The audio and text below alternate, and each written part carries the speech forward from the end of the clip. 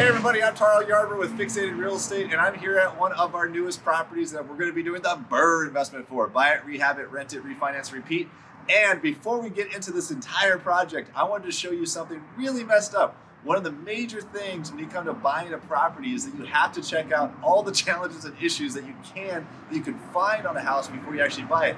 Here in the Pacific Northwest, we have crawl spaces. This one's kind of a half crawl space slash basement. And if we would have bought this house without actually having somebody go in there first to see what was wrong with it, you would have never expected that this house was totally messed up in the crawl space and basement area. So we're gonna go down here in a moment. I'm gonna show you some key signs and some key things to look for on your rehab and your construction when you're buying a property. If you have any kind of crawl space or any kind of foundation or any kind of basement to be able to look at, that you can be able to use for yourself to be able to make sure that you're not getting screwed on the next deal that you buy. So come with me and let me show you some ugly stuff.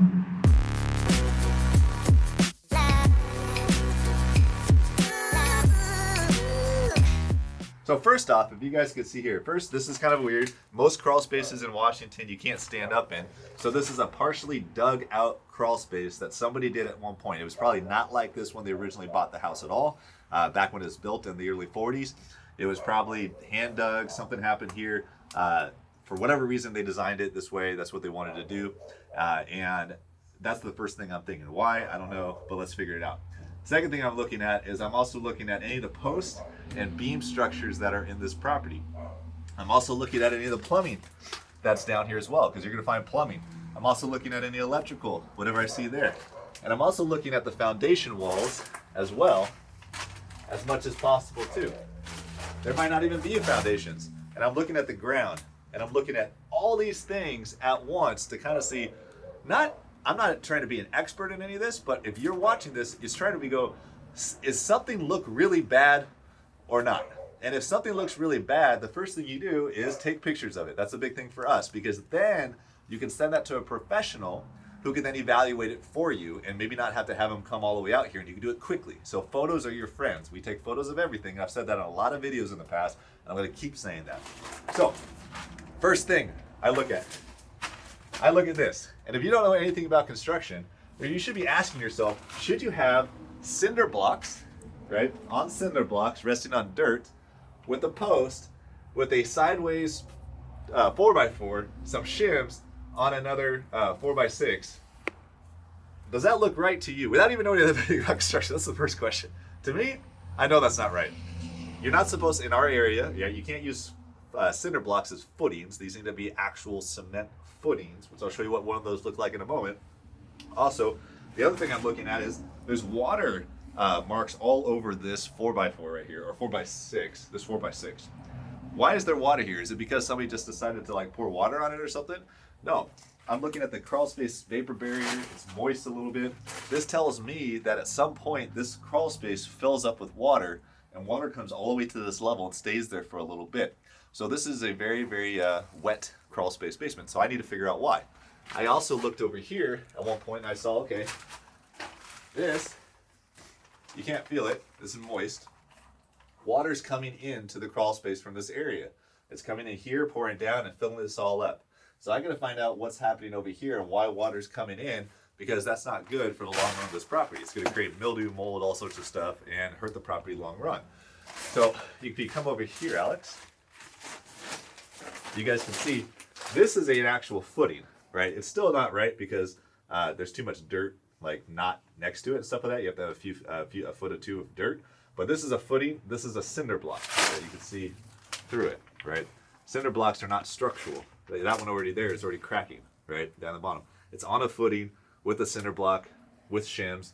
This is all bad, right? Basically, the whole house is topsy-turvy up above, and you got to ask yourself how you're going to fix it. Now, if I didn't know how to do this stuff, or we didn't been doing this for years, I would just take tons of photos of this stuff, go get an inspector, maybe get if you need an engineer, great. We wouldn't need this for this because it's simple enough. But I would get other professionals, general contractors, carpenters, whoever I needed, foundation experts to help me figure this out before I bought a project to maybe get a reduction in price. This helped us get us a reduction in price in this property. It's kind of funny to me when I look at this stuff because I see a footing, a cinder block, a properly treated 6x6 post with it actually strapped onto the beam. So here up, they did it right, but for whatever reason, they decided to just half-ass it and do it wrong on the bottom. I have no idea why they did that, because they did the same over here too. Like, that's all good. They actually did that correctly. They poured that. It's a brand new footing. Somebody did that, right? And then left all this stuff to look like shit. So I don't understand. I don't understand people. But if you come over here as well, you can see once again, right? This is an original. This is not original. This is another cinder block, right? So we got to replace all these things. So I'm going to switch gears to plumbing really quick. This is cast iron plumbing, right? It's very, very common in older houses. There's typically nothing wrong with cast iron. What's wrong is this galvanized. Galvanized starts to rust out and get really pretty messed up over the years. So we already know for our value on this property, we already know we're going to replace this. But something like was really confusing to me when I showed up to this property. This is the main sewer line. The main sewer line goes all the way out this way to the street, and it's good. We had it whole checked out with what's called a sewer scope. But the thing that's confusing is that, like, this is the toilet. I don't want to touch it, but it shows that the water, you see this 90, it's actually going towards this way, right? Same with the kitchen or the vanity sink. It's going back that way. So all the plumbing is trying to get the water to go that way and the wastewater to go that way. And you're like, why is it trying to do that? It's got this end cap on it as well that's stopping it. That means that at one point, all of this plumbing went that way. So why would it go that way towards the back of the property? That was a good question. Like, I don't know why. The only thing that we could think of, which we later confirmed, is that there used to be a septic system on this property. And so when they switched it to septic, they closed this off, the septic's in the backyard, and then they put in a sewer to the street. So instead of changing these out to make everything face that way, they just left it. So basically your poo goes here, goes that way, sits for a second, and then eventually flushes out that way in theory, right? But this also had me ask, because we looked at this when we saw photos, I'm like, why is it facing that way? We find out there's septic. So was the septic decommissioned? That's a good question, right? So we got to, because if you have a septic just sitting in there and it wasn't like, decommissioned, then, it might cause some like a cesspool situation, or who freaking knows. I don't know. I'm not an expert on septics, but it's something I wanted to ask before we bought the property too. And I'm going to show you guys something up there that has us a little bit concerned that we didn't notice until after we bought the property. And it's probably because of this old septic system. So all of these little things should just be, hey, something's wrong. I got to find out more information before I commit a whole bunch of money into buying a project. And maybe use all these things, all these issues that the homeowner that had the house wasn't aware of, right? That you can bring to light to say, hey, I can't pay you the price you want. We have to have a discount on price because we have X amount of work down here in your foundational structure that you might not have noticed. And that's going to happen whether they sell the property on the MLS or sell it to you off market, whatever it is that you're dealing with and stuff. You're going to have to get that stuff fixed. So you might get a price reduction. We've done that tons of times and got price reductions because we did a little bit more inspection on a property. Some other aspects, this is all galvanized water plumbing. We want to replace that. So I already know we're going to rip all this crap out because we're going to put new plumbing in anyways, and to add a new bathroom. Well, no, we're not adding a new bathroom. Never mind. So, all right, let's get back over here. You guys, you guys cannot smell or taste any of this. We should be wearing masks right now. Probably. So, all right, sorry, Alex, you're going to die early young.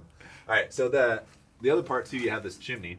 That's very, very common in older homes here in the area. There's a hole. I don't know if you can see it. There's a hole to the right of it. That's typically for venting, so it's just sitting there.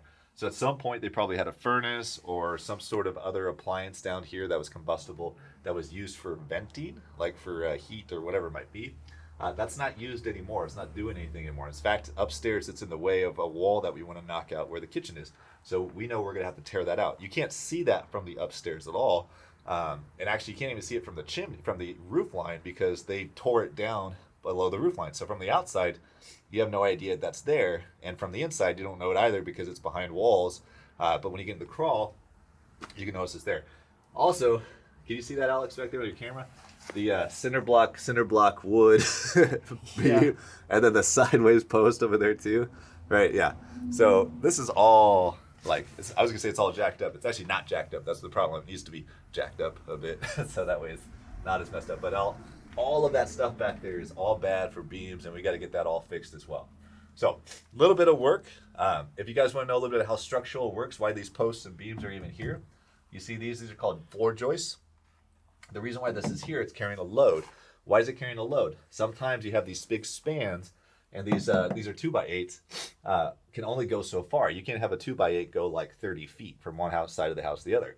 So they sister, so basically 2x8s basically rest on the beam, so that way it doesn't cross over. So you got one 2x8 here going that way, another one here side by side, and it rests on the beam. That's why it's there. Same thing kind of happens with your roof structures as well.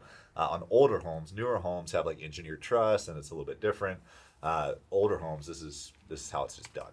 So the rest of it, not that big of a deal, but watch out for that stuff. Hope you guys got those lessons. Look for crawl space stuff, look for basement stuff, look for structural issues. You can use that stuff as a way to negotiate down. Look for plumbing, look for electrical, look for water intrusion, especially in the Pacific Northwest. We get a lot of water intrusion here.